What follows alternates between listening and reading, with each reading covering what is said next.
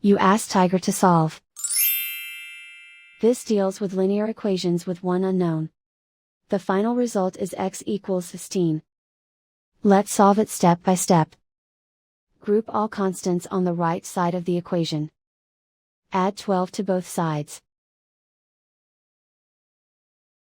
Simplify the arithmetic.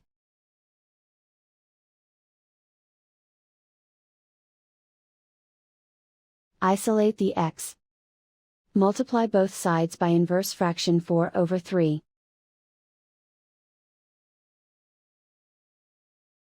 Group like terms.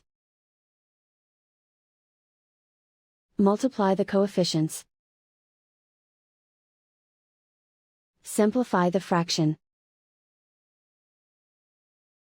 Multiply the fractions. Simplify the arithmetic. And so the final result is x equals 16.